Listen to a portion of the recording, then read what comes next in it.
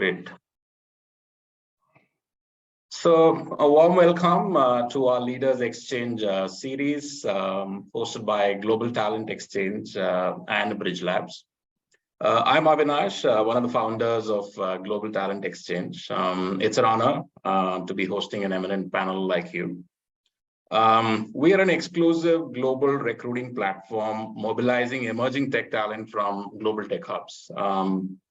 You heard of reverse brain drain. Likewise, we're working on tapping into global brain circulation to ensure talent is evenly distributed across developed and developing nations. BridgeLab, our partner, is India's largest skill-to-job platform for deep tech talent that gives guaranteed outcomes for both talent and business. Of course, our collective endeavor is to bridge the talent gap in India.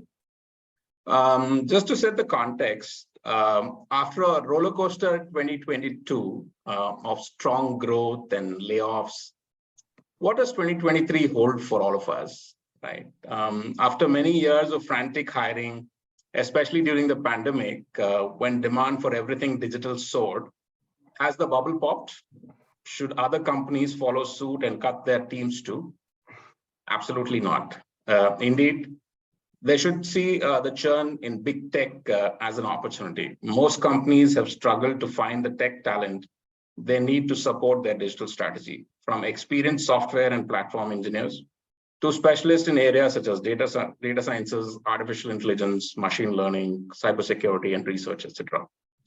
The gap is especially pronounced as more companies try to develop their tech capability internally and reduce their reliance on outsourcing. Of course, many traditional companies are facing financial pressures themselves. It will be ideal for them not to freeze hiring altogether, but to seize the opportunity, this unique opportunity to recruit the right talent.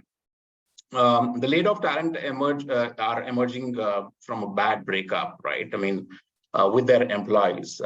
Some tech companies dumped entire team with no warning and impersonal messaging, or even ghosted them, simply locked them out of their equipment. A lot of this talent will be looking for something new and different. They want problem-solving challenges, but perhaps without the crash and the burn culture of the tech world. They may be looking for a stable company that treats its people well, offers interesting career paths, and connects work to a broader purpose. You'll need to tailor the value proposition. Good candidates likely will want flexibility and may not adapt to the rigid bureaucracy. They'll look for opportunities to develop their skills and much more. The idea of this series is to trigger an exchange of viewpoints amongst experts like yourselves and see how we can come together as an industry to break these barriers, the challenges, face these challenges and seize the opportunity, right? Before we begin, just a quick reminder, this is a closed room session, so you can really be vocal about what you say here. It will be attributed to you as an individual in case there's a challenge quoting your company's name. The session is, of course, being recorded. You will get a copy of the entire session. This is going to be a free-flowing discussion, and so if you have a viewpoint, just raise your hand and we will come to you. This session is going to be led by Gautam Vishwanath. Gautam has close to 2 decades of experience. He's a seasoned professional, skilled in senior tech product hiring and business advisory. His 9 years in executive search and consulting have made him a strategic partner with multiple specialty experience. Gautam's tenure at Amazon as a recruiting leader saw him lead senior tech hiring for close to 70% of tech teams in India, and serve as a key advisor in the planning and hiring of senior tech leadership talent. He has also driven multiple global initiatives for process improvement across various regions, including APAC, EMEA, US, and MENA. His background includes executive search, consulting, as a client partner for the leadership and board practice, where he has delivered numerous successful CXO search mandates for MNCs and Indian clients across various industries. Over to you, Gautam. Thank you, Avinash. It's a long read. I just read it out, what is there on LinkedIn, but thank you so much for that long introduction. And thank you for having me. I know I think it's a very great idea to have this kind of platform for all of us come together and discuss some of these burning topics, right? I think everyone is going through this roller coaster ride on a day-to-day basis. And it's a good opportunity for all of us to look back, look in your rearview mirror and see what happened. Can you really digest the entire thing that has been through in the last 1 year? And how we can plan for the next 2023. Now, the good thing that we are starting off in Feb, I know we're almost in the beginning of the year. Actually, difficult to hear you, Gautam. Sorry, Sangeeta? Can't hear you very well, Gautam. Is it? You went a little feeble as you continued speaking. Is it better? Yeah, it is. Yeah. Okay, I'll just come close if it works better. Cool. So, I was just trying to rewind what happened in the past, and so the opportunity what we have now is each of us can introduce, take turns to share their side of their story on like more look back and see what happened. Just share the high level views on what you've been through, what worked well, what didn't work well, and what you think as a way forward, right? So yeah, I'll request each of you to come forward, introduce, and then share your insights on each of it. So we could, probably Gautam, I think you should pick the names so that it's easier for. Yeah, and I think as an opening remark, if you could introduce yourself, your background, and your opening remarks, maybe in about 120 seconds. I think that'll be good. Okay. Kickstart. You gave a long read, so I didn't really go in again. But I take care of all of leadership hiring for Oracle in India and APAC regions. And so this is like cutting across all the orgs that we have. And it's like a big ocean, I realized after coming here. And then, yeah, that's what I take care of. Yeah, we can probably, go with Zarna. Angeles. And okay. All right. Yeah, I think we go the reverse order. Zarna, over to you. All right. Thank you so much. Generally, my name is, taken at last because the Z comes at last as per alphabetical order. But I've been fortunate after, getting into this kind of a forum where my name is taken first. So thank you for that. Okay. Hi, everyone. My name is Zarna Trivedi, and I had, human resource department with Versa Network. So we are basically into networkings. It's a software-based product, like, product software organizations where we are, into our, if I talk about the products, we are into SD-WAN and, securities. And we are also one of the pioneers in SASE. So, speaking about the 2020, the shifting from 2022 to 2023 and what has it been changed for us? Well, I think it's not only for us, but I guess all of us have seen that shift of from working regularly to working from home, and then getting into a hybrid mode. That is a phase that we are into. There has been a roller coaster ride. We have, of course, being a technology organization, working from home has never been a challenge. We have always, been flexible and giving that enough of space for, employees to balance their work life and allowing them to work from home. So that has never been a challenge for us. But yes, when it comes to not being able to see employee completely during pandemic in office was definitely something that took us a time or a while to digest and also get accustomed to. I personally was with opinion that work from home, especially for HR, is very difficult. It's impossible. Without people, what do we work? We need to see people around, and that's how we are, right? We are a people person.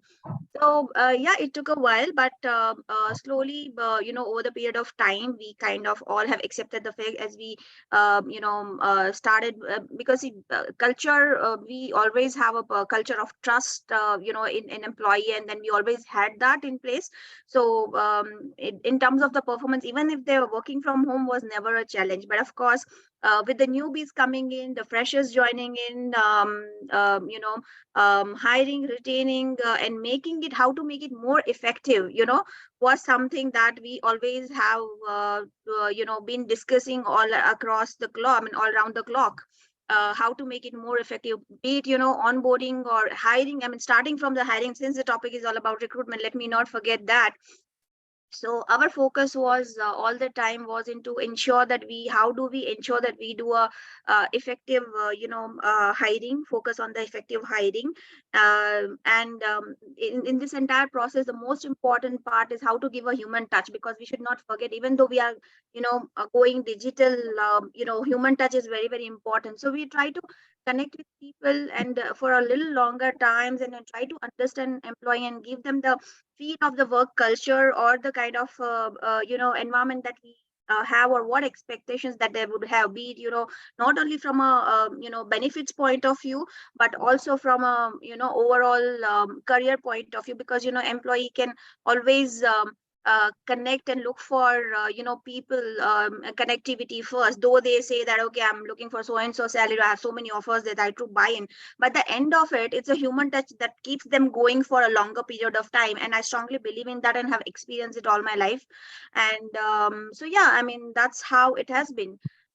So I would leave it at here, not to drag it too much, because I'm sure we still have a lot to talk about further. So just to brief about, from tech, along with the technology, it is the human touch, and of course focusing on learning has been the main objective throughout the year, as we are shifting from 22 to 23, trying to skilling, reskilling, and upskilling. That has been the main focus for all of us. So yeah, thank you. You want to go next? No, I think let's close on this topic with each of them so that we can move on. So Zarna, one quick check. What are the new things you have done? Is it automation? Is it something related to onboarding? How is it on that front? Well, when it comes to the new things, we have definitely, automated our recruitment process, and and try to build it even stronger. Right. A lot of manual intervention used to happen, which then had taken over by so-called AI. And as I mentioned that we try to ensure that even if we are kind of during the recruitment process also, we try to ensure that everyone is camera is on, not only for a candidate but also hiring manager, so that we at least have that touch. We try to be more in touch with more often in touch with candidate, to ensure that there is no show, because obviously when we are working from home, there's more possibilities of losing out the candidates and all. If I'm just talking about the recruitment part, of course onboarding and retention, that's a separate process altogether. But hiring process is something that we used to focus more on, and try to give more time with the candidate, and understanding them not only from a skills point of view, but also from the all other criteria, and try to convince them that or try to give them a feel of the kind of a culture that we follow. Thank you, Zarna. Anjal, next. Yeah, Gautam, if I can add here. Yeah. I seems to be black sheep here. I think there are people who are from the recruitment side, and I'm representing talent management. So I drive the talent initiative for a Big Four consulting firm. I'll start from where Zarna has left. That last year, as I reflect, it's been a lot of focus on human touch, and probably this is something what pandemic has taught us. So last year, it was time for us to execute the learnings of the pandemic. A great year in terms of HR transformation, experimentation. A number of people-centric policies has come in play.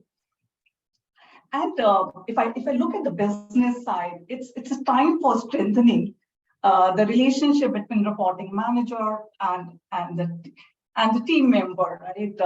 They have come together to build a culture of trust, rewards, recognition, and not to forget learning. I think Joanna has touched that. It's been a year for learning, continuous learning, skilling, and upskilling our talent. There's been a focus on continuously improving the life of our team members, a number of benefits. There's been a lot of focus on the wellness. So it's not limited to the physical wellness part. There's been focus on the mental wellness, financial wellness, and that has really gone a long way. We've been talking about empathy, right? There's an endeavor to build a culture which is empathetic, which take care of employee, not only physically, financially, but mentally as an overall well-being.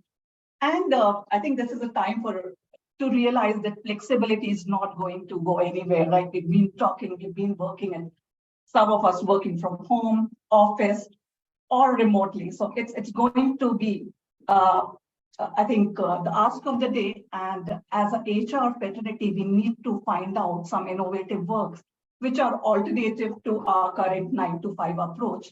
And I think that's really going to get us and tap the right skilling. That's what we need to figure out.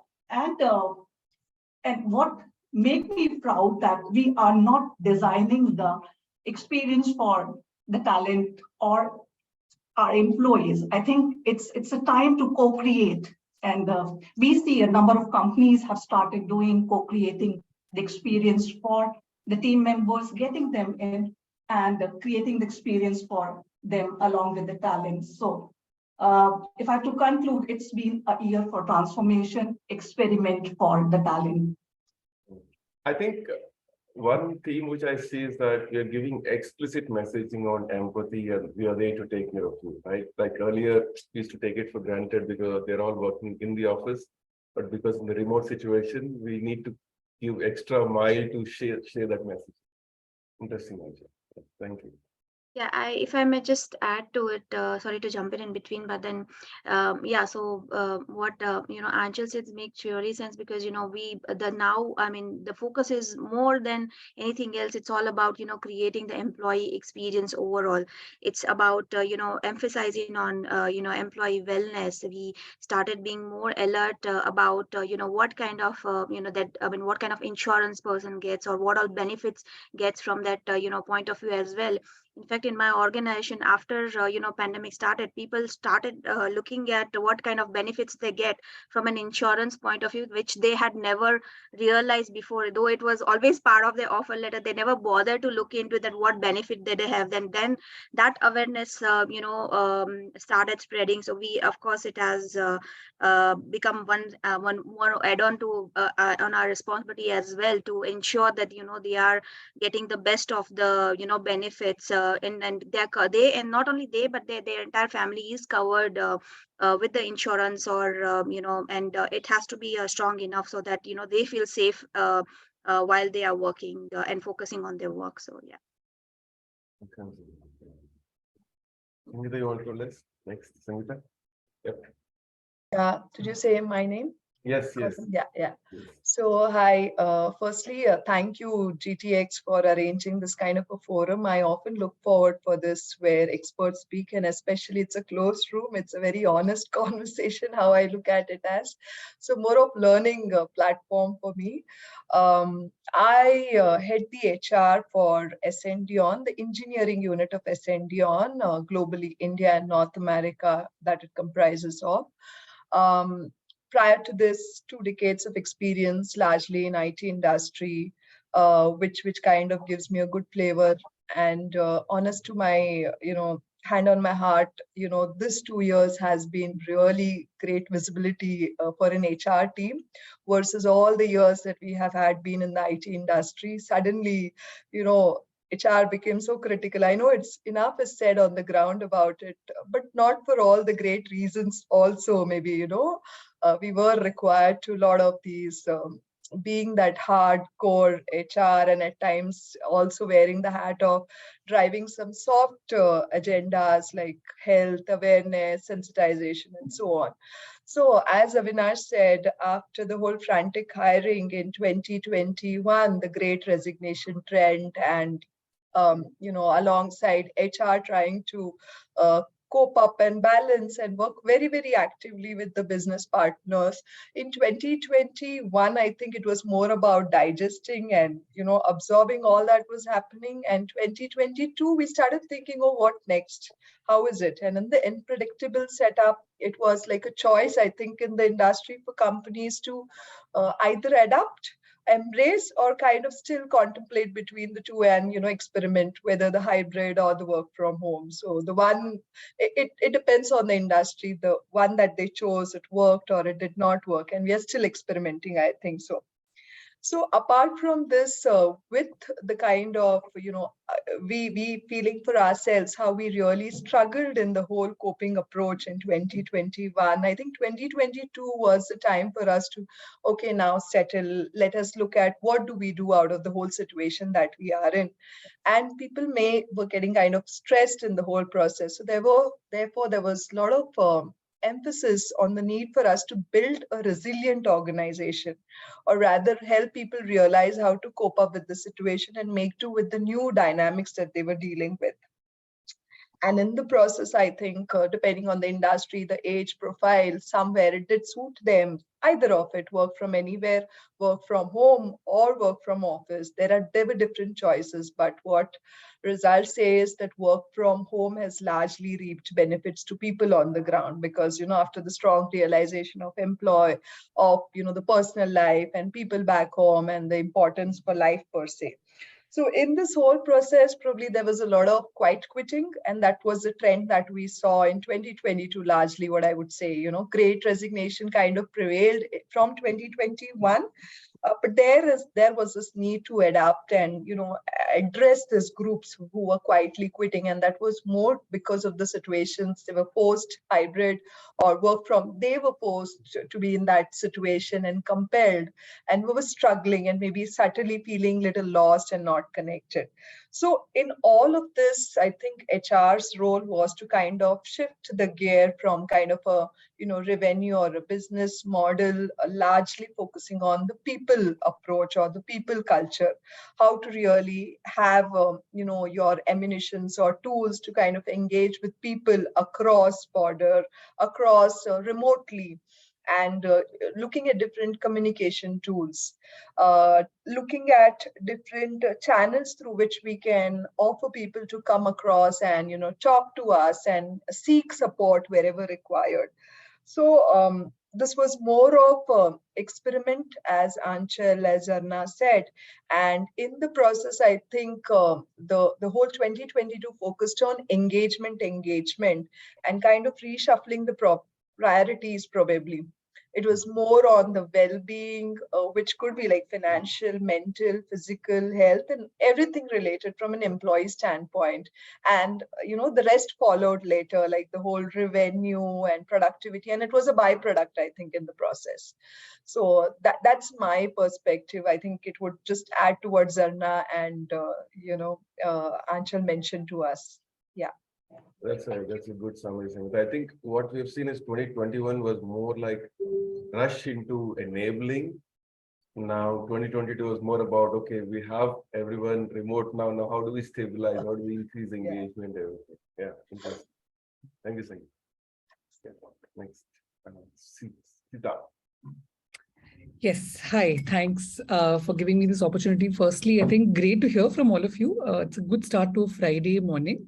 Something different. For a quick introduction about myself, I lead the customer and business operations of India hiring in VMware, and I've been in VMware for a little over 6 years now. I've seen VMware through a lot of ups and downs, and we are obviously going through a very acquisition phase for those of you following the Broadcom VMware acquisition. So, beyond just the pandemic and the recent layoffs, we've also been in flavor. Yeah. We've been, in that with the special group of people going through a very unique scenario at the moment. So I think if I were to reflect, few top of mind things that come to me in terms of the change that I've seen or the transformation I've seen for myself, perhaps my role as well as HR as an organization. One is, for me, I've learned to become more comfortable with the uncomfortable. I think that's just something that resonates with me. And I've become increasingly, I think, better at it. It takes effort, though, to be uncomfortable with the uncomfortable.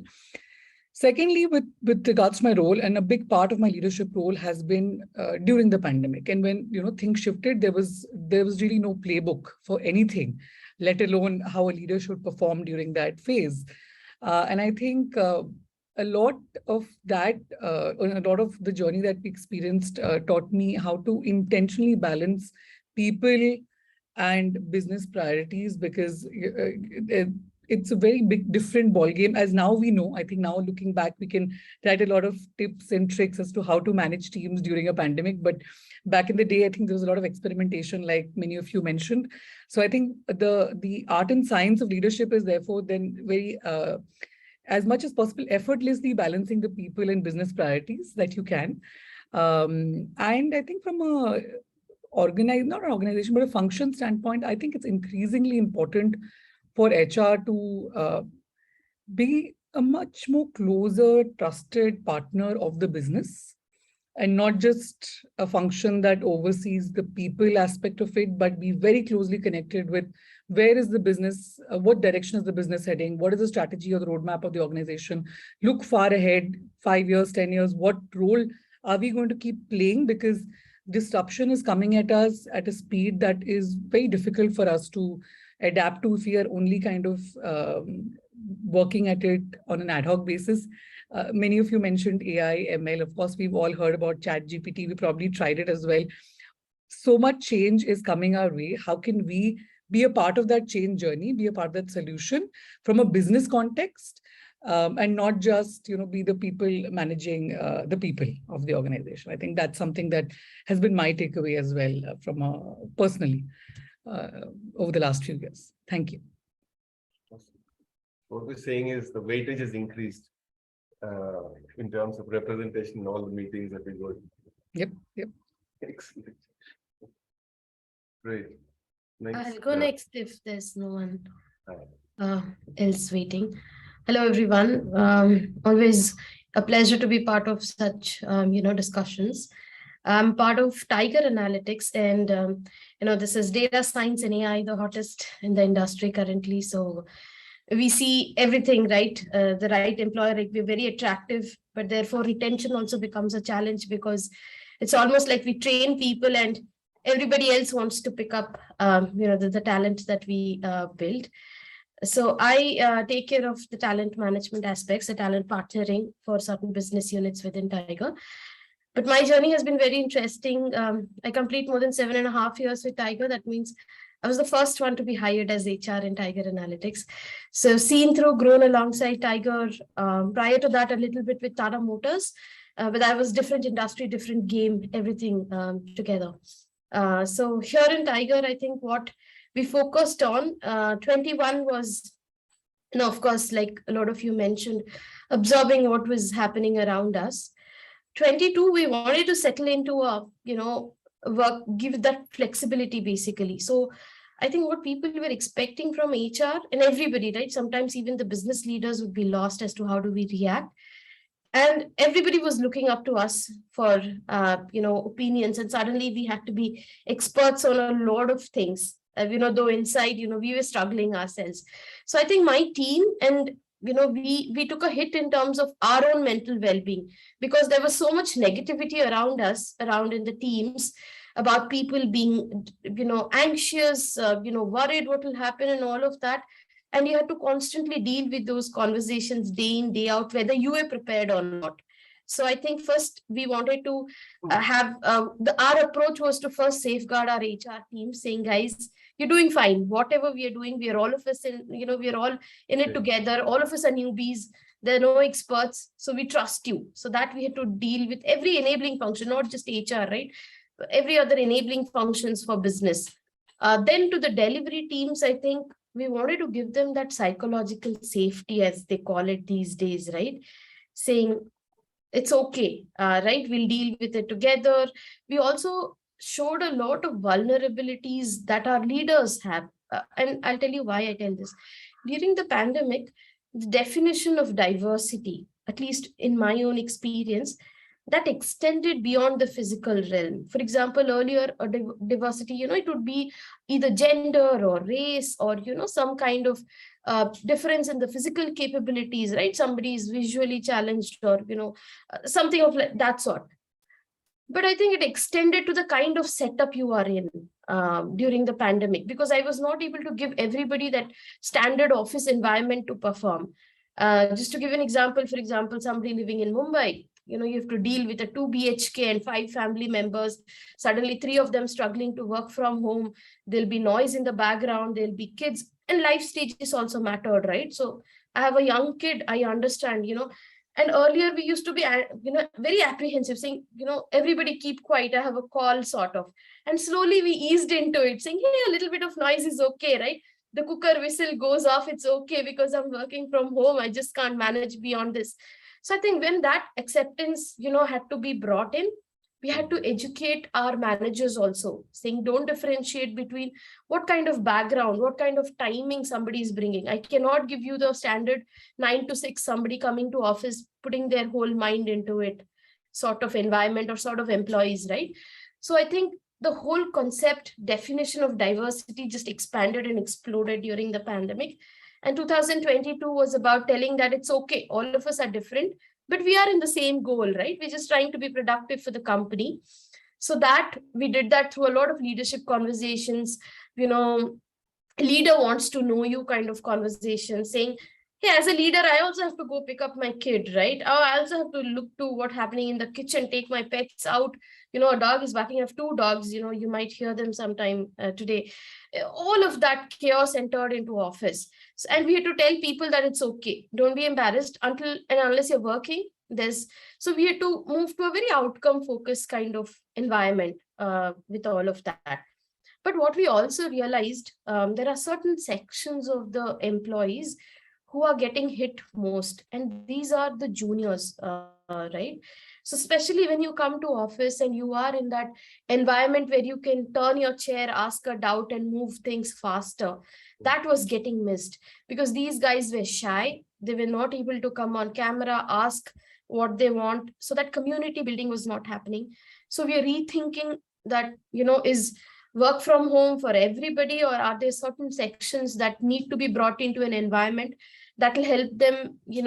For us, it's about getting productive, meaning getting to projects and starting to contribute. We are a consulting organization, so revenue comes that ways for us. So the billability part of it, right? So how do I make them billable faster? So I think we are rethinking on that. What hit us bad? We are a growing organization, around 3,000 people, and growing at a very, very fast pace, almost doubling our base every year. So massive hiring goes on. What we were caught off guard was a lot of moonlighting, a lot of fraud candidates, right? And because we do not, I think our policies were somewhere still in the gray. We operated as a startup with a lot of trust and saying, I'll deal with it on a case-to-case basis. I trust you and all. We're rethinking on all of that this year. So 23 is about strengthening our policies, figuring out, how to pass on the benefits to the right set of people. So yes, that's how it looks like for us.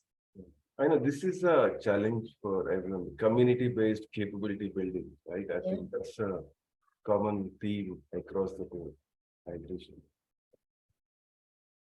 Soumya can go slowly. Hi, everyone. Good morning. And thank you so much for organizing this one. And I kind of connect with the last speaker, Nanda, because that was kind of a thing for me as well, where I was in the sourcing and the recruitment. So before I continue, I would like to introduce myself. I'm part of the sourcing team for Kroll. Kroll is an American investigative consulting firm along with risk and cybersecurity. I come from a background where I have most of my experience into the recruitment for EMEA location or the global locations. And currently as well, I'm supporting sourcing and recruitment for Kroll, specifically for EMEA and definitely sometimes for APAC as well. So my experience, I would say that has been a very different journey because my dad met an accident. I had a new family member coming in, and all of that was happening during the COVID, along with the professional journey. And it was like I had joined a new company at that time. It was a new bonding I was creating with everyone. We were partying together, and suddenly after 4 months, we get to know that we have to work from home. And we did not know how long that is going to be. And I kind of connect with the last speaker because there were too many things going on. The baby used to cry. It was a 2 BHK, and the baby used to cry anytime. And I used to be like, I'm going off the mute, or I have to go on the mute for now. So I kind of relate that very strongly.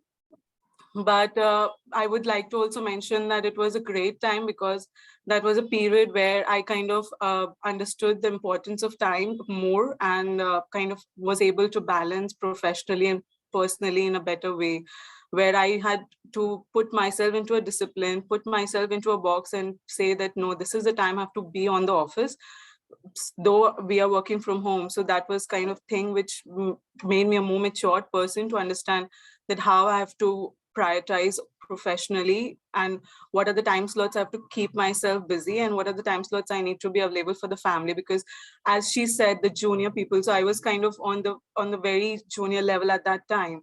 It was like I was stretching my work hours from 9 hours to like 10, 11 sometimes. And it started taking toll on my health as well and on the mental health as well to some extent. And that's when I realized that how work from home is actually hitting us hard as well, because it's not just that it's teaching me a lot of new things and good things, but it was also giving me a kind of reality check that how important the health is, which we kind of take for granted. So it was a mixed duration for me, and professionally it was an amazing tenure for me because I got to learn a lot of new things. And I'm not at the leadership level or something where I had to execute plans, but I was part of the strategy team at there. So I used to help the team and strategize about the sourcing for the new roles, for the roles which are more difficult, and the management level for actuary or medical.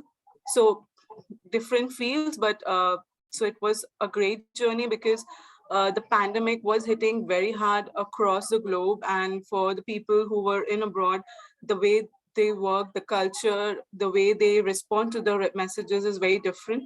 So we had to empathize a little more with every candidate we were on the phone. The trending was the recruitment was very different at that point of time because it took us little more time to understand the candidate, their background, and probably all of the candidates had the same reason that they are looking out for a job is because they have been unemployed for whatever reason. So definitely it was a very different chapter for me in my life. Thank you. Thank you so much. Thank you. Mridul? Hi, everyone. Good morning. Great to be here, and listening to all of you brings a lot of thought and memories of what has happened in the last 2-3 years. I can relate to all of them. Thanks to GTX for putting together this discussion forum. 2.5 years back when pandemic hit us, as a company, Tata Communications is a digital ecosystem enabler. So it was well prepared. I would be boasting, I may be sounding as if I'm boasting, but we were actually well prepared because we had tested our systems, processes, and everything else to be in a position to move quickly into a all digital mode, and virtual mode. So within a period of 7 days, 100% of our employees globally moved into a digital mode of working. And we had no choice because we are actually a company that enables other organizations to keep their lights on. We are into network service providing across the globe. So other clients and companies are dependent on us, especially the banking services, financial services, and so on and so forth, which became the lifeline for citizens across the globe to continue their operations. So from that perspective, I think as a company, we are geared up very well to operate virtually. But the challenges were no less, as have been explained by all of you. While we were prepared for this, but most of the time we were expecting the unexpected. From the perspective of, how do you enable our employees to remain absolutely productive during that period? Because you have to give them all the equipments, the network, the ability to connect remotely, and so on and so forth to deliver, and also the security aspect. Because when you deliver for a client, what the client expect minimum is to ensure the data is protected. How do you ensure that security of the data? On top of this, things that used to take granted, for example, employee health and well-being was an afterthought in most companies, because it was given that there will be a life insurance policy, there will be a medical insurance policy, but the kind of challenges that came up at that point in time where there was no hospital bed available, there was no medicine available. And being a Tata Group company, employees do expect that it will be enabled for them. Whatever is the situation, the company will enable it for you, right? So how do you ensure that these kind of stuffs are actually taken care of? It required a lot of collaboration across companies. So I had to reach out to my counterparts in Sun Pharma, in other medical companies to ensure there is a supply. And I think what best worked is the digital framework which was available, through which we could actually reach out very quickly. People became very, very collaborative. And at that point in time, everyone was ready to help and come forward and provide the kind of support that is required. So that's only a background to this. After 1 year of lockdown and working remotely came the next stage where we had to come back to work from offices in one way or the other. The new normal is set in. Employees have started working comfortably from their home. They have figured out a way to manage their kids. They have figured out a way to manage with multiple family members working together from the same setup. And most of them, I think, would have located close to their other family members in a different city, different from the headquarters. So how do you bring them back? How do you have the right purpose for which you are asking employees to come back to offices? Those are the things that I think we are still grappling with it. A lot of these challenges are being addressed gradually. We have about 75% of our headcount globally, about 20,000 of them working in hybrid mode, which is 2 to 3 days a week from office, but still about 25% are completely remote. We have not taken a position where we want to force them. We have enabled and empowered the managers to decide when and how they want to bring back the employees to offices. Our policies are very clear, but there's no stand taken that this is the way forward. Even then, the challenge that we faced during this period is huge amount of attrition. And what was counterintuitive for us was the attrition amongst women, which went up significantly. I think one of the factors for that would have been the added requirement in externally. Every company was trying to hire more diverse workforce. So there's a lot of opportunity available to women to look forward to. Secondly, because remote has become normal for a lot of companies, they are not declared when they want to come back to a hybrid mode. So their spouses could maybe getting opportunities to work remotely from anywhere. Like one of our fellow colleague here has been talking about working from anywhere, has been a policy for them for a very long time. So those kind of things became normal. So because of which possibly the attrition went up.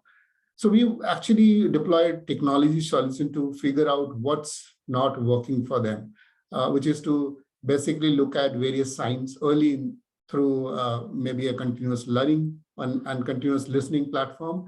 Also looking at various data points which could have resulted in some sort of a disengagement with them. And as I said, a lot of big data analytics really helped us in assessing what could be leading to this kind of a situation. As we speak right now, we started the year with almost about 30+% of attrition amongst women, which has now come down to about 16-17%, which is still manageable, still high, but manageable. through multiple technology intervention. The next set of challenge was how do you really attract talent? And the talent here, we are not talking about the usual skills and capabilities that we used to hire. We have been focusing on hiring a lot of future skill, and in a workforce where multi-generation talent are working together, the kind of evolution of policies and processes that needs to happen to ensure you are able to engage everyone in a meaningful way. So attracting talent who are hot skills for everyone is looking for them. How do you ensure that they prefer Tata Communication as one of the brand that they would like to associate with? That became a significant challenge. Again, technology-led solutions have been really helpful for us. For example, we started looking at sourcing talent through multiple channels using technology. It's just not limited to social networks or other alumni networks and things like that.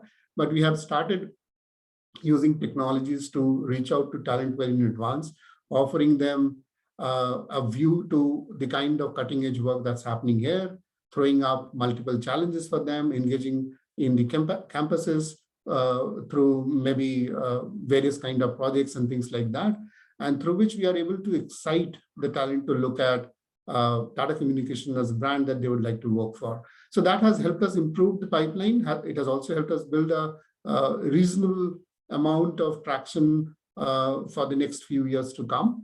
And we are working with various agencies, including the Skill India program, NAPS, and so on and so forth, to ensure there's a continuous flow of talent for us going forward as well. Besides what everyone spoke about, reskilling, multi-skilling, and so on and so forth internally, again, leveraging technology in a big way. So I think as we go forward, I'd like to hear more from all of you, what else you're doing to develop and retain and further talent. That's of interest to me. With my background of leading the talent and change in the company over the last 25 years, I have been working on this space. This is the background that really helps me and really interests me. So I look forward to the discussion going forward as well. Over to you, Gautam. Thank you, me. I think that's just me left, right? Yes, just one. Hi guys, good morning. So excited to actually listen to all you guys, and I think so much of change management and perceiving how change is happening and openness to change actually is really refreshing, because I think so a little bit about myself. So I'm an engineer by basic profession. So I'm actually an engineer who didn't take engineering forward. So I'm one of the ones who went into management.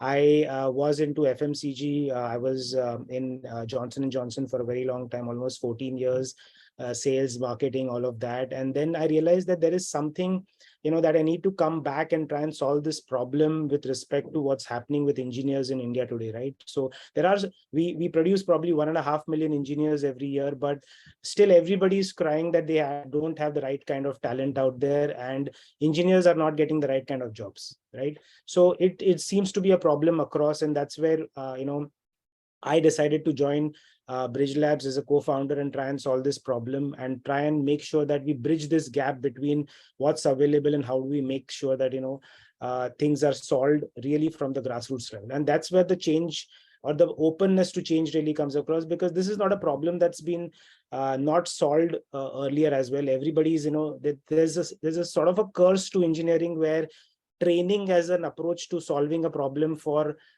skills has been there, but it doesn't really solve a problem, right? Because like Shivani was saying, you still have to train them. When they come on board, they still don't know a lot of things. Your domain knowledge is not understood. A lot of things have still to be taught, right?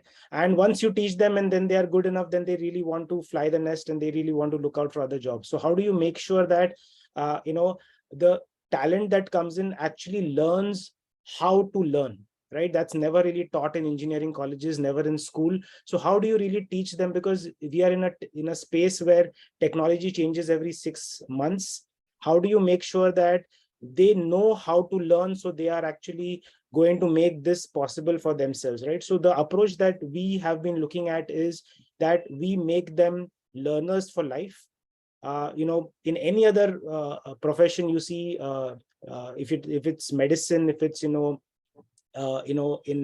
legal space, there is always there's an articleship or an internship or a residency where a real life environment is provided for these learners to learn under the mentorship and the guidance of a senior experienced professional, and then that's how they actually perform, right? That's how they learn for life. And that's something that we sort of incorporated in how we are grooming these engineers. We start with a mandate, make sure that every engineer is productive for a very, very specific job that they are going out into the organization.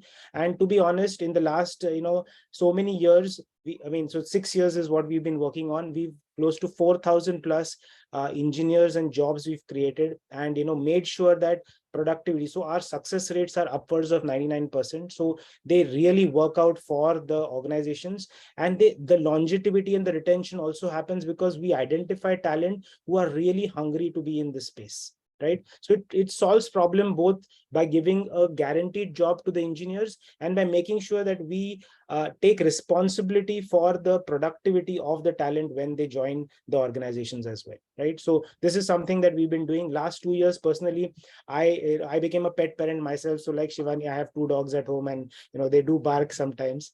And for us also, we were a largely offline footprint, but we realized that by going online in the last 2 years, we've been able to not only make sure that the same goodness of the process has been now taken across India. So now we are able to have a footprint across India. We even have talent solutions which can go across Indian boundaries, and we are able to solve all of that. So, it's really been a boon for us. Personally, work from home really works for me. I'm in Bombay, where it takes me 4 hours to reach office. So, I really enjoyed it, but I think I do realize it that especially for young, members of the family of the organization, it makes real sense to bond, understand, and then get into the culture of the organization. And that's where I think a hybrid sort of thing always works out. Yeah.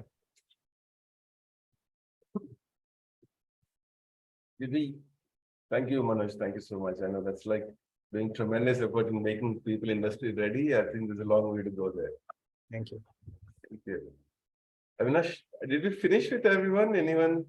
Yeah, I guess we Yeah. Can move to the next segment. Excellent, excellent. Hey, everyone, thank you so much. And it's more like a confession box for us, to share what happened so far and how we are looking forward to. And each of us can relate to what happened with each of us, right? There are a lot of common themes, and there are some of them are pretty unique to their companies and industry, which is different. But then at least 70% overlap. I can see that.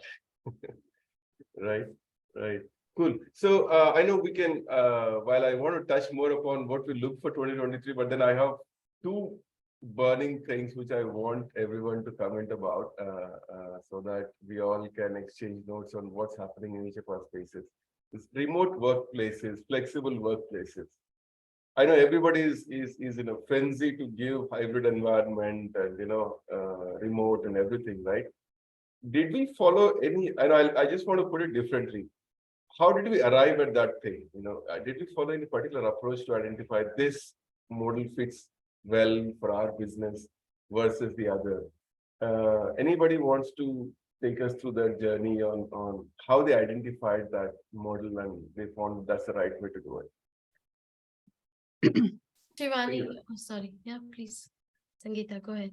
Yeah, thanks, Shivani. So, like Mridul said, that, we were all trying to cope up in the early stage of what to do. And I think they had an advantage too in the early stage to adapt. So sooner or later, I think everybody had to adapt. The quickness and the swiftness of adapting, made a difference is what I feel. So earlier, the better kind of an approach and what works. So in our case, in Ascendion, we kind of saw this like for a year or two that this is working. And that's where we formed it up that this is going to be the way of working. And especially we saw, we spoke about empathy. I think it's radically, quite a lot of emphasis on that. Just simple empathy, which we always carried, wasn't enough. And we saw, despite of all the disruption around, us being very vocal and saying for a future also it's going to be work from anywhere, kind of settled a lot of people at their places. In fact, they started planning, unlike the stage of ambiguity, which was like what's going to happen.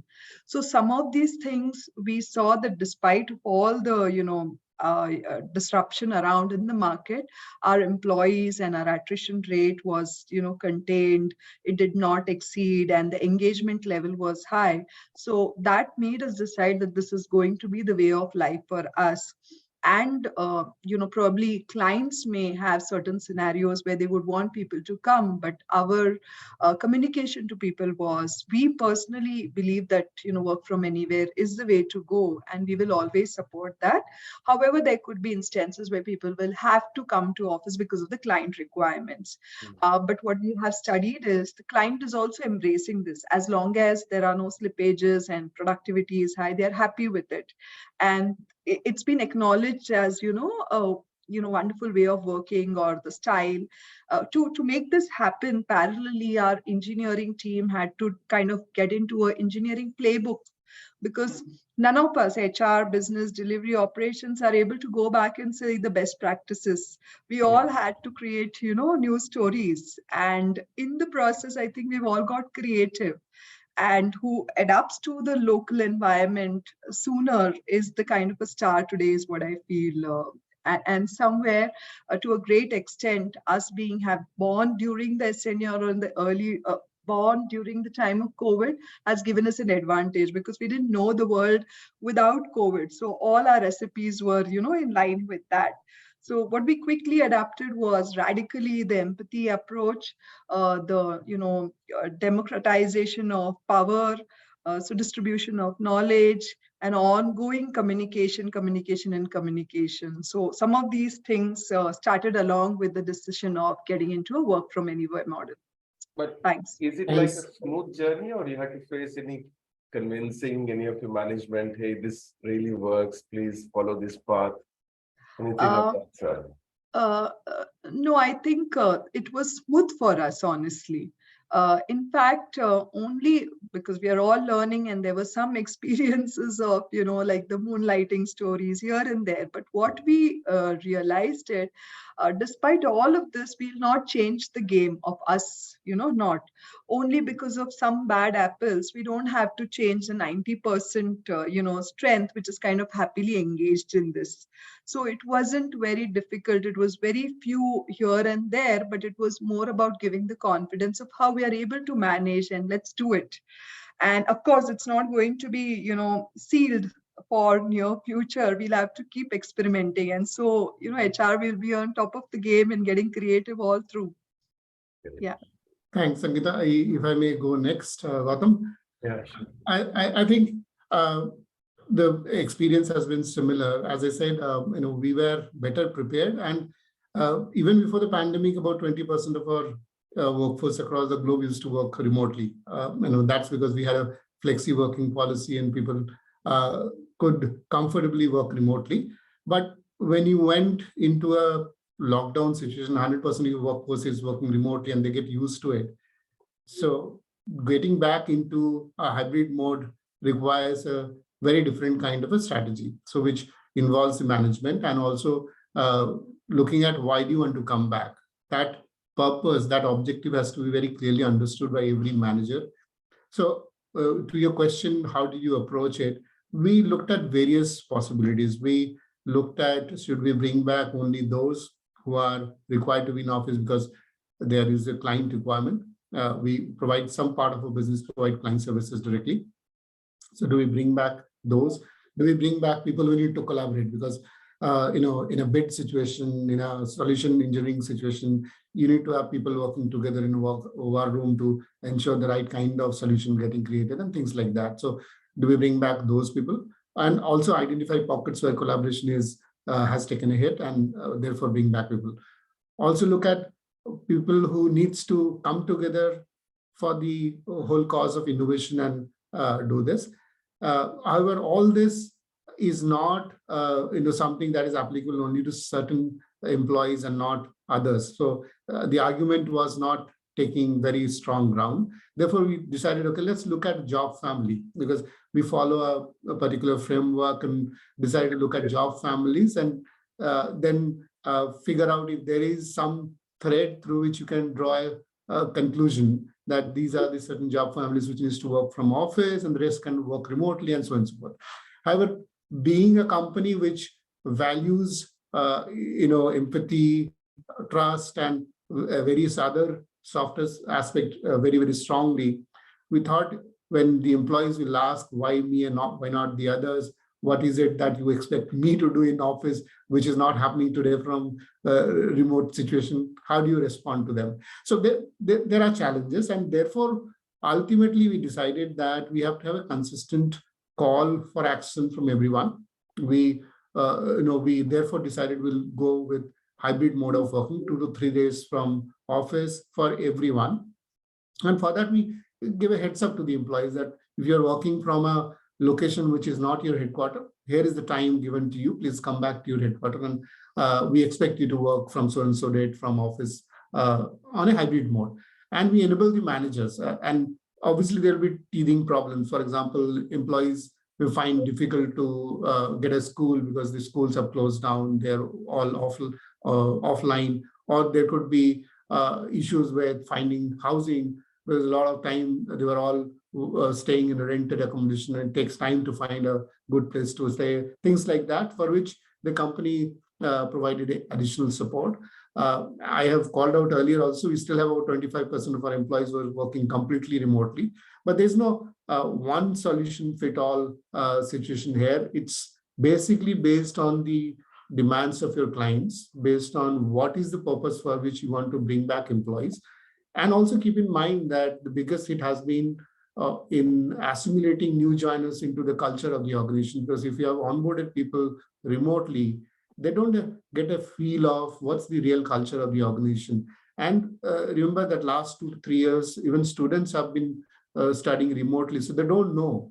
Basically, the social skill would have not matured to a level where they can straight away walk into a corporate culture. So you are inducting engineers who are largely remote educated. So how do you bring them back into workforce in the corporate culture? So these are all real challenges that we have to deal with. We have to be empathetic.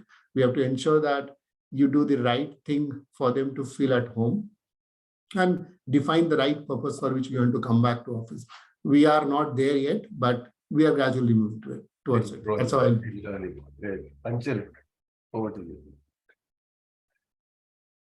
Thanks, Gautam. I think Mridul and Sangeeta has covered what I wanted to add. So just to summarize, as Mridul mentioned, that not one size fits all. And I think we had a very similar situation, knowing it's a big organization with different vertical, different line of thought, a different piece of business. We have to see that we put some ground rules for teams to come to office or work from the client location or work from home. And these ground rules were applicable or for all. Excuse me. So what we have done is we kind of worked out a model which was complex, and I think someone mentioned that we have to be comfortable with uncomfortable. So it's not that we can have just one model of, say, 2 days working or 3 days working for all, and it has evolved over a period of time. What we have done is we studied further what's the kind of a business requirement, right? There were some clients or government sector clients which typically work even from within a week's time post-pandemic. And the expectation was that they want our teams to work from their office rather than remotely, right? In this process, yes, the teams has worked from the client location, but there's been a lot of focus on communication. I think Sangeeta mentioned that how do you communicate to the team leaders and further it's been cascaded wherein they know what's the purpose of putting them at the client location in this situation. And once I think people are driven and understand the purpose, things become very easy or a cakewalk for the talent folks. So that's one. Second is, besides the nature of the client work, the other piece which Mridul has mentioned, that the team familiarity, especially for the new hires, wherein they were not knowing the team around, they were not knowing the company culture. It was great to get them back to the work, not full time, but gradually getting them accustomed to the new evolving culture. And that has really helped us retaining our people and getting them understand the larger purpose and culture of the firm. I think these were two pieces which has really helped. So we don't have a fixed hybrid working. It depends on the various things, which most importantly is nature of work. In achieving people satisfaction and having them retain and understand the larger purpose, communication is the key. And I think the challenge for us is that it's not a one-time job. You really need to work it as we move up.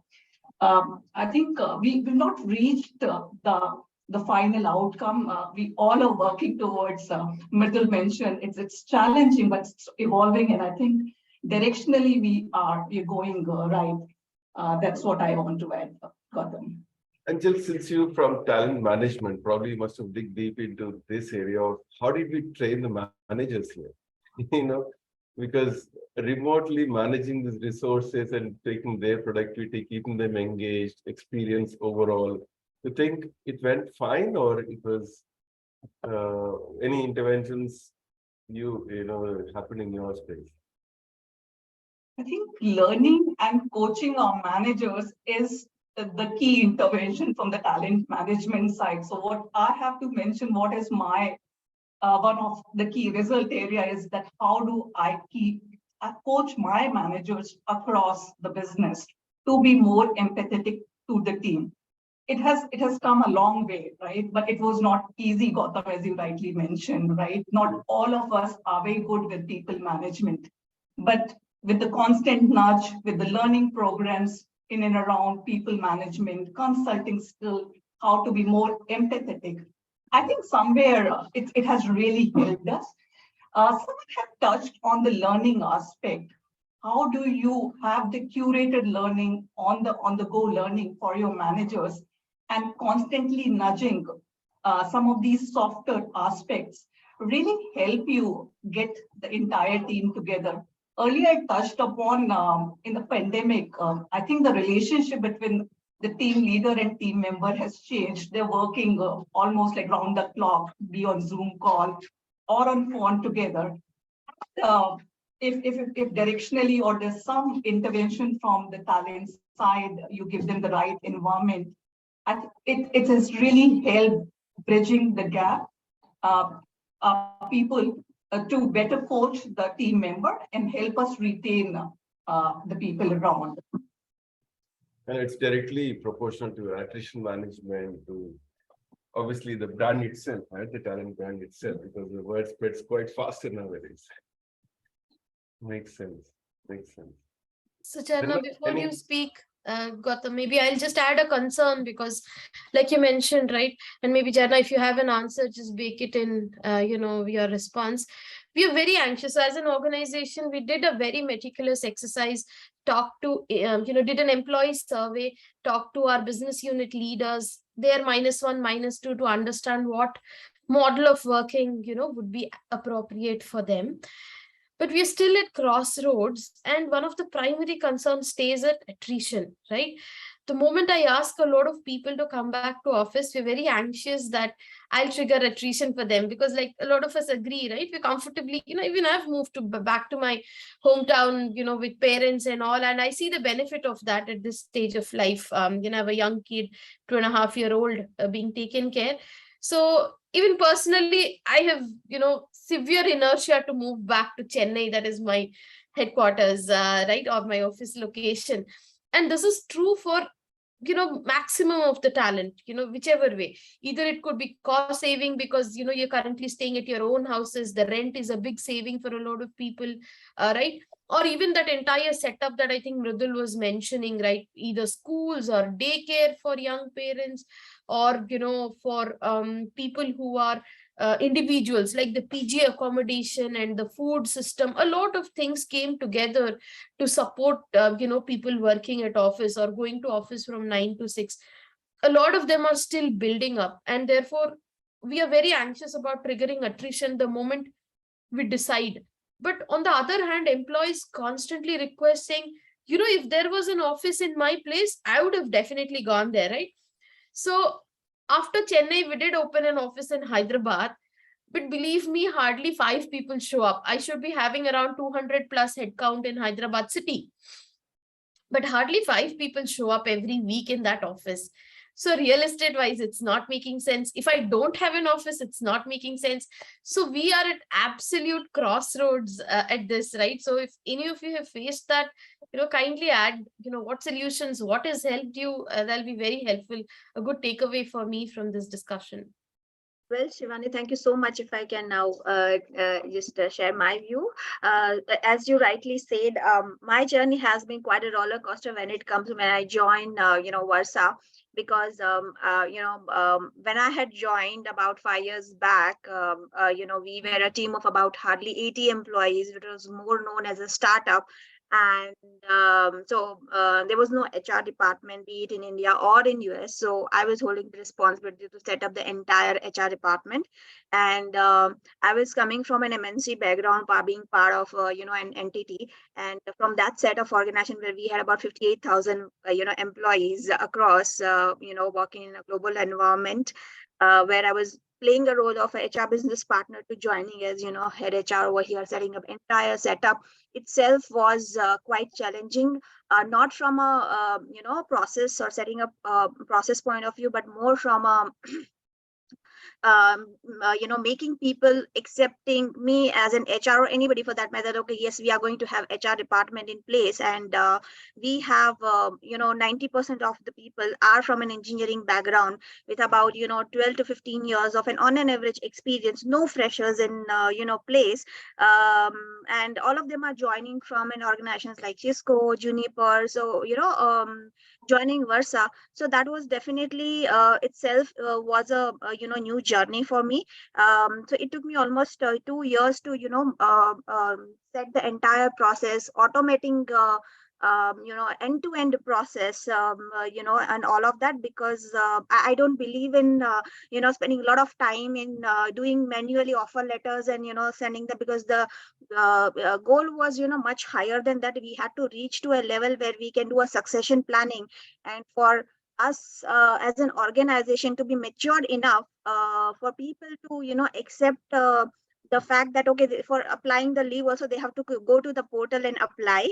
From that point till making them part of talking about the career development or succession planning, bringing them to that level definitely was going to be a journey. So employee engagement is something that I had to start with while I was trying to set up all other policies, processes, and having all the legal governance in place. So we started with small employee engagement so that people can start accepting that okay, having HR in place is not bad, and making me accepted as a person that I am, and then at the same time being able to connect so that they can start sharing their ideas, their feedback with me, and then moving it to a level of skip level meetings, appraisals, all of that cycle, so that slowly start taking place. So our employee engagement was really booming, and things were like really happening. People started accepting it, and they were enjoying it a lot. Even the smallest things like doing a birthday celebrations in the organization, and or maybe playing Secret Santa. Maybe it's not a real employee engagement. It was more of a fun and bringing people together. It was just a reason to do that. So when things were on at a peak side, that's when the pandemic hit. And then the challenge was engaging people was to a different level altogether. we at the same time, just like you, we had started our new office in Chennai. We had done a new setup, and even in Bangalore, we had moved out from one location to a better location with a bigger space because we were expanding. So by that time, we were a team of about 150 employees from 80. So that place was definitely not enough for us to kind of accommodate everybody. So we moved to a new facility, and then pandemic hit, and then another challenge has come about having, and that at the same time, in fact, I had changed some of the vendors, and one of them was insurance, and it was approved on a condition by management that you take 100% responsibility to ensure that people accept the new vendor after accepting you. And also there is not there is not a zero, I mean, there is a zero percent grievances. If you are ready to take that 100% responsibility, I'll give you the approval to go ahead with the new vendor in place. And I had taken that risk, and immediately after that, that pandemic had hit, where people were going through corona and all of that. So that has become even more panic situation for all across. But fortunately, everybody came together, and we kind of have gone through that process. And at the same time, we were setting up we had just taken a new facility in our Chennai location. And we just see that we just simply paying rent, but there's hardly anybody, and we cannot obviously call anyone out there except for the time when we have to call everyone for the vaccination. That was the only time, right? So changes that I have seen over the period of time. We kind of, what we have done is we have called all the stakeholders together, started getting a lot of calls, and do a brainstorming as to how do we deal with this kind of a situation, wherein main challenge was to, and in fact, over the period of time, after about 1 year down the line after I joined, we also started hiring a lot of freshers from the colleges, from and that to top B colleges or from IITs. So, retaining them again was a challenge, because especially with the pandemic, because if they are part of the facility, if they are coming to office, things would have been easier. We plan a proper, onboarding for them. We take them around, and orientation, all of these things happens. But then when people are not around, engaging them, and retaining them is definitely a challenge, especially for the freshers. So, and from a management point of view, also it had become challenging that they were not able to, get the idea as to who's joining, who's not. Of course, on Excel and all, I mean, on the database, they were aware that how many people have joined in which department. But if they face across, they were like wondering that how would we recognize who is who, and that was a little embarrassing from them. So then that put us into another challenge of being more creative and planning to do a lot of, town halls and a get together where we introduce new faces and all. Also, at the same time, on the other hand, doing a lot of well-being related programs, or stress buster program, where like something like what do you call, the meditations and stuff like that, and doing a lot of wellness ongoing programs. So that was like an ongoing activities, and for us it was like 24/7 job, because we have office in India as well as in US, and US also there was no HR setup. And on the third side, we were also undergoing a process of releasing an IPO, and for that, a lot of audits were going on. So you can imagine the kind of things that was running around, and I was the only HR handling everything. Payroll was outsourced, and those people have given a heads up saying that from next month onwards, we are not going to take care of payroll. So again, I had to take the payroll in my control, and then I had to start setting up. We stopped outsourcing our recruitment, we stopped outsourcing our payroll, and I had to take everything in house and setting up. So for me, the challenges were like all across: employee engagement, attrition, having new setup of the department. It was like crazy, and I would say overwhelming. I've though enjoyed each and every side, but everything has its own challenge. Yeah. Every So challenge gives you a new way probably, of yeah. learning. Yeah. Exactly. So, but then, I've realized one thing, that so what we finally did was then, I mean, after the pandemic got over, somehow we kind of sailed through it, we managed and we set up everything. And then what we realized that maybe now is the time that, we need to start, getting back to work and having 100%, as Mridul rightly said, talent is definitely was not possible, but we also wanted to ensure that, the emphasis is especially for the freshers. It's important that they see the what the corporate world looks like, and that's the only way to keep them engaged. So we thought maybe hybrid is the best way. So when the freshers were joining, we were asking them to come to office at least for first 15 to 20 days on a regular basis, where we were taking care of accommodations and everything, because putting them in PG and all doesn't really make sense. And then we are allowing them, once they settle down in the system, we were allowing them to go back to their respective places and continue working from them. And those who are in Bangalore, we're asking them to come to office twice or thrice a year, and that's how we were able to manage. Yeah, thank you so much. And I know in the interest of time, I just want one last Sure. chance to Smita. Please add your wisdom to us, on this piece. Sure, Gautam, I'll keep Move on it to the next very, topic. very, very crisp from my end. All the points have already been covered. Yeah. I'm in alignment with most of them, especially the point on one size doesn't fit all. I think that's Right. something we all resonate with.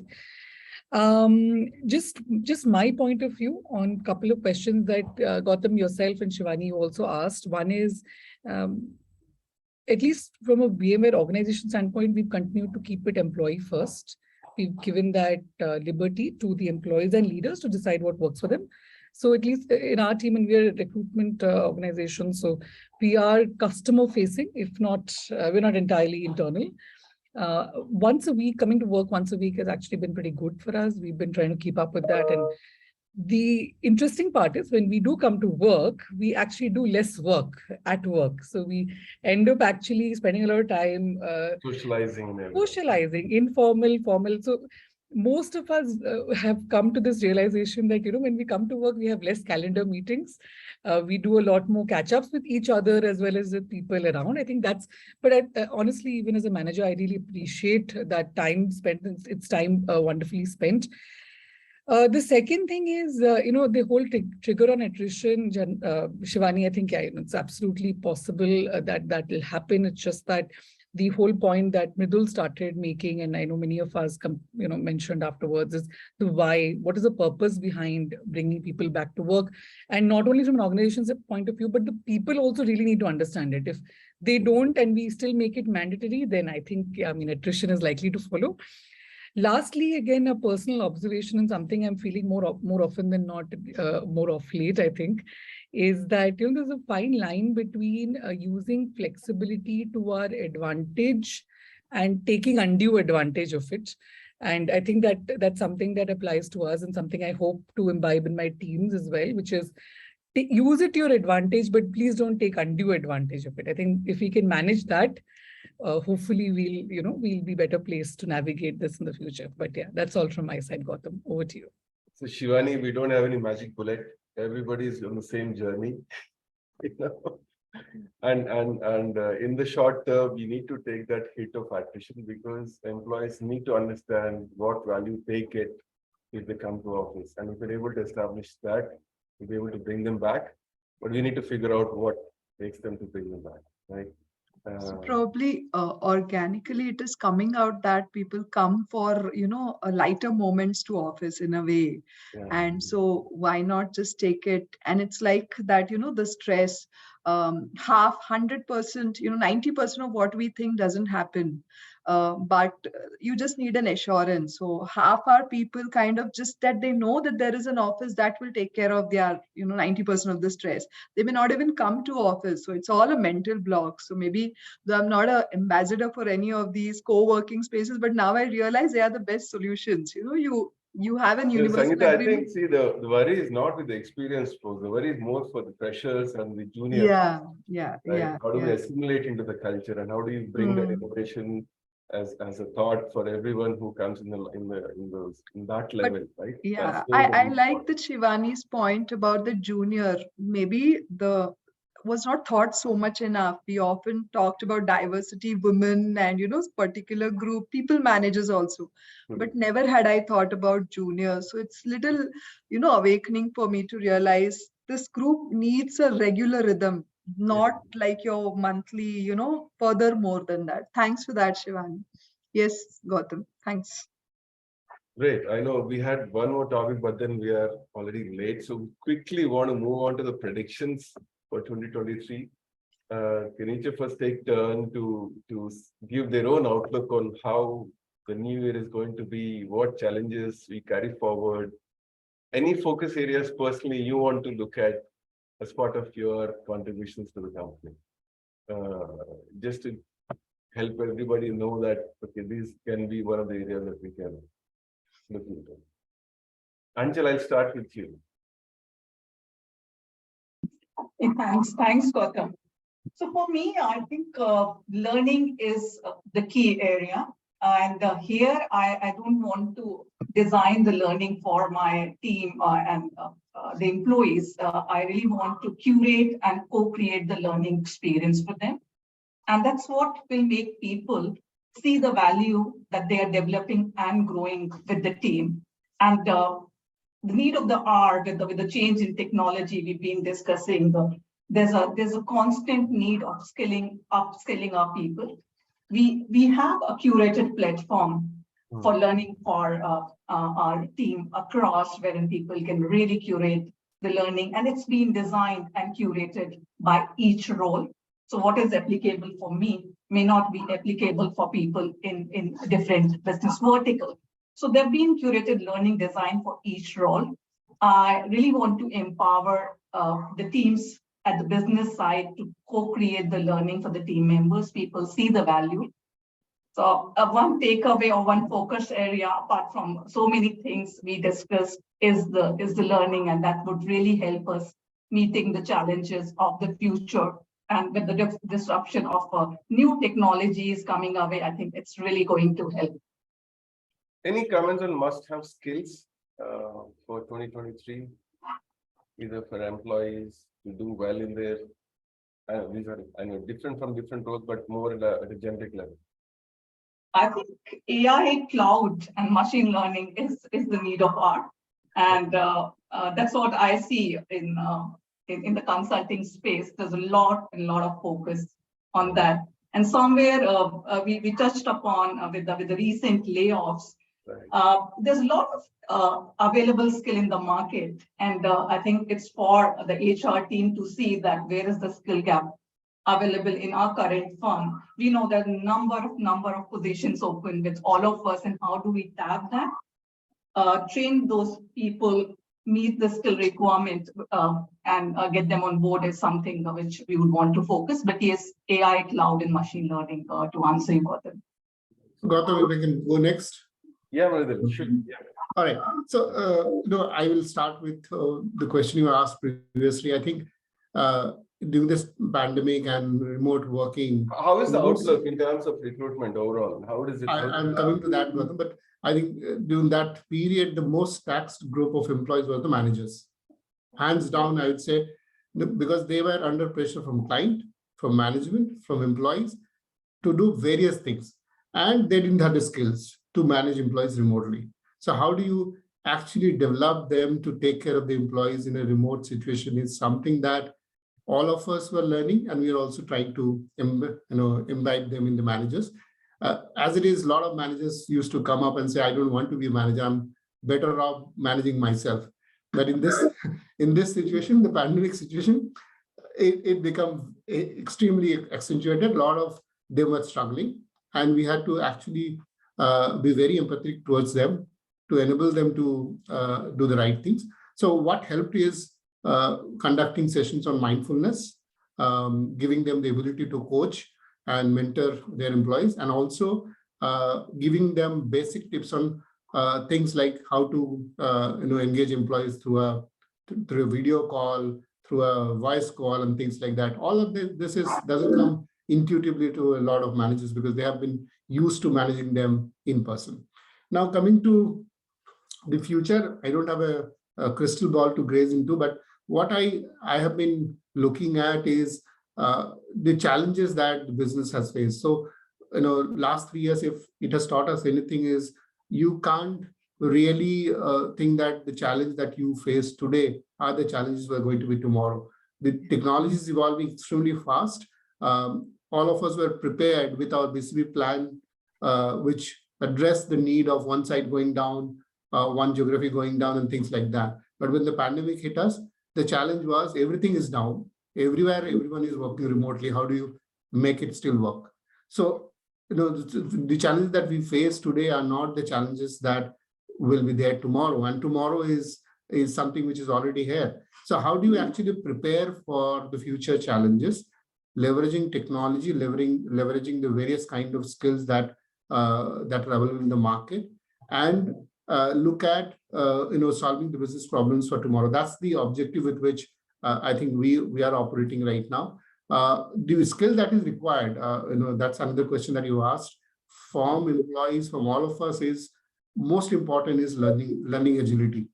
We all have to continuously learn, continuously scale up in various technology areas, capabilities, soft skill, everything that is in demand. The layout that we are seeing, it's not because those guys don't have ability, but they have ability in one particular area which may not be possible for the organization to engage. If they have multi-skilled, I'm sure all these organizations have requirement for different kind of skills. They would have actually been absorbed. So my ask for everyone is extremely high on learning agility. Consume as much as you can. In our organization, during the pandemic, the virtual learning has gone up threefold. So I would expect that that's the most important skill that people need to have. And then you need to have the ability to collaborate seamlessly across geographies, across teams, across generations to be able to succeed in this environment. So those are the two skills that I think are most important from my perspective. Sangeeta? Yeah. So of all the things like Anchal said about the cloud and AI, that definitely is from a technology standpoint. But in different words, what we are all speaking is not everybody knows how to work in a remote kind of a setup. So I think to sum it all, it's like power skills, what they call is, as per the LinkedIn report, all the change management, the cross-functional collaboration, the time time management, the creativity, innovation, and learning how to learn kind of are really, really required. And the whole technology fluency for a layman, for a janta, is definitely there. These are the skills per se. And starting on similar lines is what 2023 is going to be. I think there is we spoke, and from my context where we are all in a work from anywhere, it's prime important for people to have that sense of belonging. And so that communication and instilling the values that we live up to is going to be the core and underscore, summing up purpose driven kind of a culture. And the second bit, again, because of the setup we are in, there is a lot of effort going to be on collaboration by design than, expecting it to happen naturally. There is that whole focus. Listening as a third part, where I feel not really the deep counseling elements, which is like par, and there is a stigma associated to it. But what we are focusing is about listening, that person on the other side.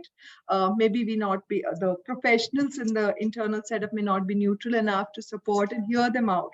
It's only about listening. So to create an avenue and ecosystem for that.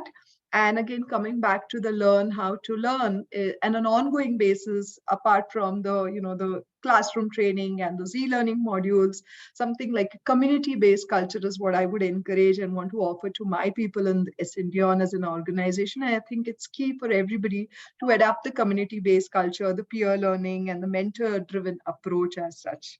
That sums up, along with leader and managers' preparedness to deal with the new, bringing them to the industry or trends and helping them cope up. Gautam. Thank you. Thank you so much, Sangeeta. That's a good summary. Sita, your side. Sure. In addition to everyone, the points that people have mentioned already, I think one thing I'm anticipating will happen more and more, people having more than one source of income and more than one job, I think. And you're saying we should accept that fact that they do moonlighting in some way or the other. Yeah, I think so. And I think that that's the need of the hour as well, right? I mean, look at how the industry is progressing right now. I'm not saying that somebody is going to be, let's say, moonlighting in a very, straightforward sense where they are in maybe competing organizations or maybe in different forms. Yeah. So there could be people who are really channelizing their interests in, let's say, you could be a great HR leader and maybe also a yoga coach and doing something else in parallel. So, and I think people are becoming more open to it. There are a lot of avenues to even explore that. So I feel good about that approach as well. I think we're moving away from a slightly more orthodox traditional career journey, so to speak. So I can see that happening more and more as we go forward. Yeah. How is your side of the world? How is the outlook of PA as a recruitment function overall? Is it in a controlled manner or still a lot of unpredictability in it? How is it looking like? So I think, like I shared earlier on, we have been, we've got a different element in our lives, the whole acquisition. So we've been in that space of ambiguity since last June. And hence our hiring demands have been a lot more controlled over the second half of last year. That's what's expected to continue over this year as well.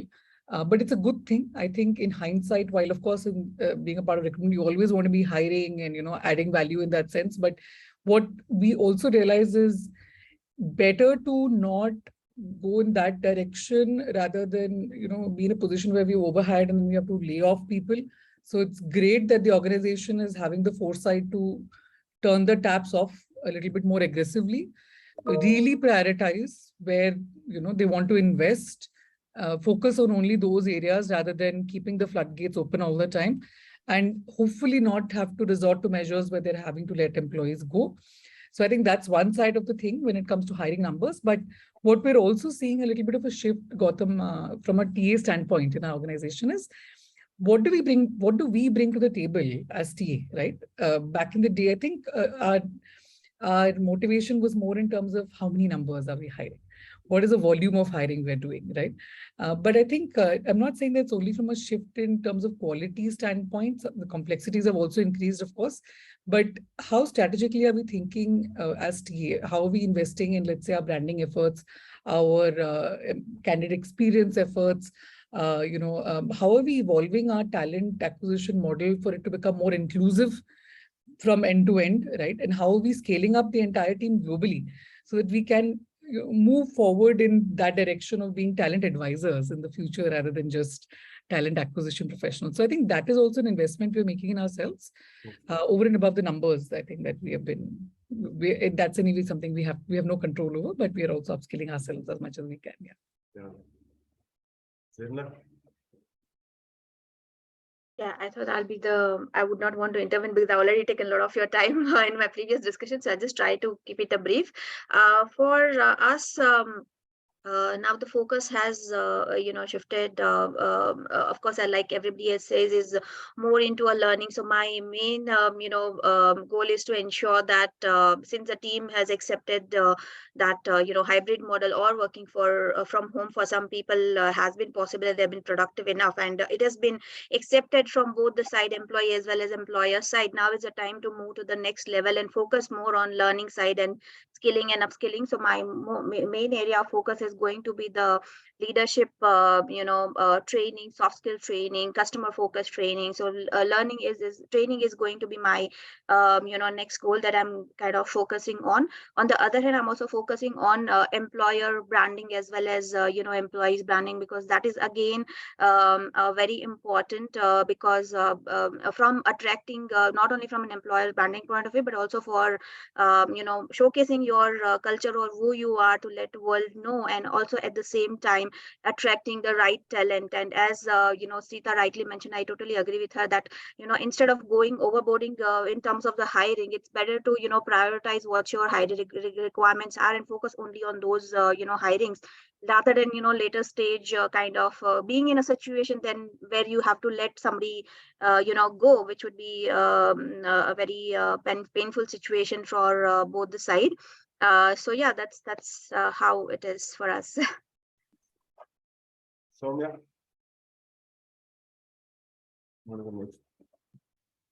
Hi. So for me, it has been a different thing altogether.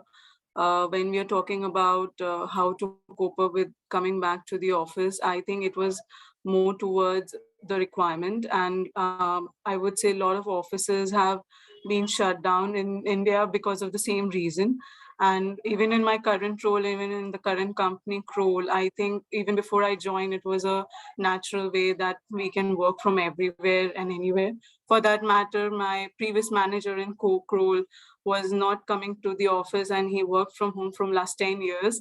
So this is kind of a culture which Kroll is building all around for all the job functions, I guess. So one of the offices they are building is kind of an office in BKC where they would like people to come in maybe twice or thrice in a week if they really need it. But I think there is no such kind of a pressure where they really need to come to the office. And that's for all the job functions. How do you see the outlook 2023 in your company and your areas of focus? I think from the recruitment or the sourcing point, it's going to be very busy because last year agency fees have been very high for a lot of different business lines in Kroll, and not only in Kroll, but all across the Europe, because of a lot of candidates declining the offers at the very last moment, and because they were shopping around the offers in the market. So that was one of the concerns which I have got to hear from my other peers as well, from different industries and organizations, and from the team of mine which is hiring for cyber, which was very high. And one of the reasons why agencies have loved to work with us. And this year it's going to be very tough because we are kind of cutting down the agency cost. So it's going to be very busy for the recruitment team in Kroll for sure. They want everyone to be in-house now, is it? Yes, as much as possible. And also they have shifted the strategy towards the agency fees, where it would not be just on the cost of the company, but it would also affect the business line's profits. So something which is definitely make hiring managers think twice or thrice before they go to the agencies, even for the easy roles. Cost cutting is the theme of the year. Yeah, kind of. Nice. Shivani, over to you. Yeah, Gautam. I think we're just coming from like an annual thing that we relook at how 22 ended and what we're going to focus on. I think so 2-3 themes that have emerged. One, because I previously mentioned, right, we're still at crossroads, whether to call people to office or we're continuing. So the status quo at the moment before we arrive at any decision is people will still continue to work remote. And therefore, how do we facilitate a lot of connects, right? And this is an ask from business as well. They say, a group of employees are super, I have complete visibility. They're -1, for example, the direct reports. They say I have complete visibility. But the layers below that, right? So like, I don't get to interact with them every day. So can there be skip sessions? Can there be coffee sessions? How do we give them that face time with the leaders, right? So that's one. So connect in different ways. Can there be regional meetups, coming to office for certain offsite, or a lot of things that can happen. The next theme, that we are focusing on is how do we remove that bias, from a manager's mind. When we went back, right, some people preferred working from office, some from remote, and the teams are a good mix, right? So as a manager, we talked about this manager, right? It's very, very important that they're not biased for a certain section of talent which matches their style of working, right? Because it's normal human tendency to be biased that ways. So how do we avoid that? And the skill that we would like to focus on, I think, Gautam, is communication, because we believe that at the center of everything, right, from both sides, and communication, doesn't only mean talking, but just understanding the pulse over a limited visibility area where you don't get to see a lot of hand movements, gestures, body language. Sometimes you just get to hear the tone of the person, right? So as a manager, how do you identify, if your team is all right? Similarly, also constantly coaxing the, other side who is communicating, saying, hey, I can only be empathetic only if I know your situation, right? For example, just giving an example, say I've been sick for 7 days. Now, the immediate assumption is Shivani is absent at work. Until and unless I communicate to somebody that hey, I'm sick and therefore I'm not able to make it to work, you will just not be able to be empathetic towards me. So as on the other side of the table, how do you communicate that, the right amount of communication, not overdoing it, but at least the right amount of communication. So we are going to focus a lot on communication skills.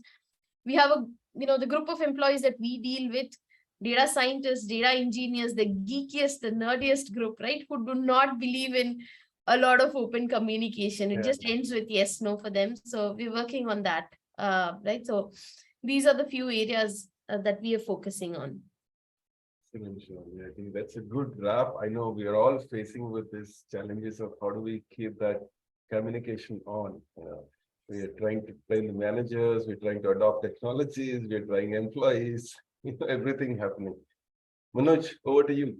Yeah, I think I think everybody's probably touched upon most of these things. And I was just reading a report from Forrester yesterday or so, and they talk about a lot of these trends that they see happening. So we can't really focus, but we can extrapolate trends, right? So, and what they're saying is that there is a huge openness that they are seeing in talent managers, acquisition managers, in looking at different models of hiring. Okay, so, and like they rightly say that if you give peanuts, you'll get that kind of people, right? So it's not just about the compensation, but also the approach to the hiring process, and partnering with people who are actually having some kind of stake in the success of your organization, right? It's just not about giving you employees, but making sure that they are successful in your organization, right? Having that kind of a thing.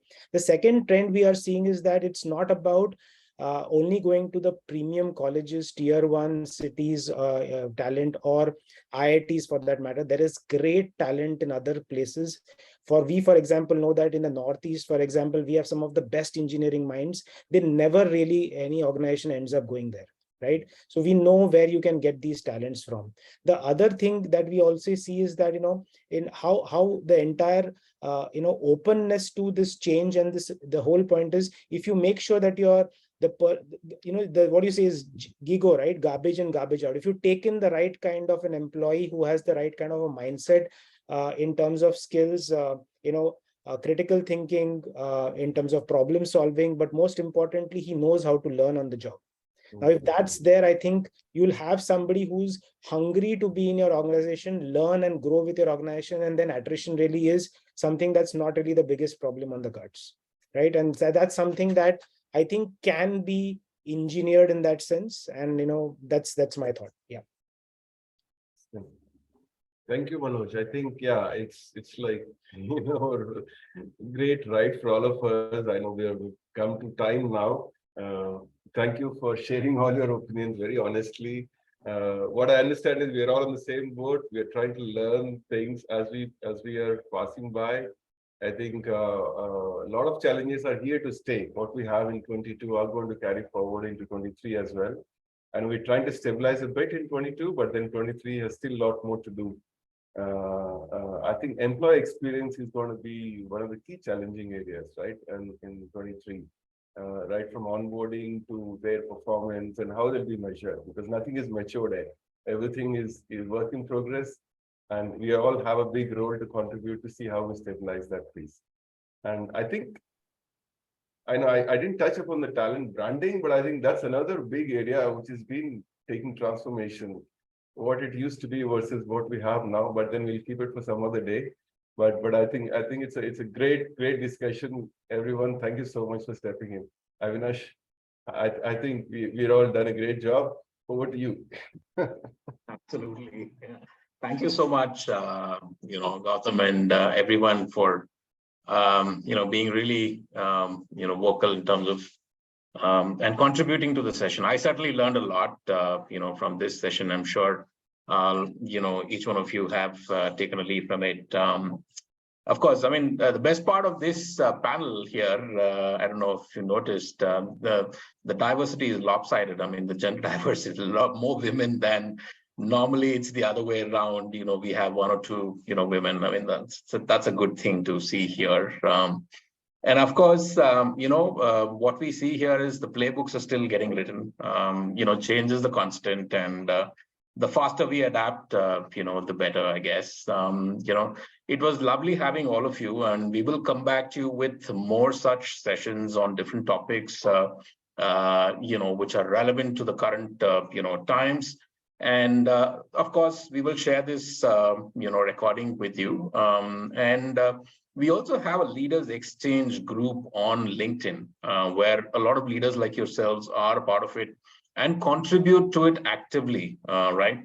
It's there on LinkedIn. We also have a WhatsApp group. If you're keen to, join that, please do that and contribute so that we can learn from one another and, keep this going.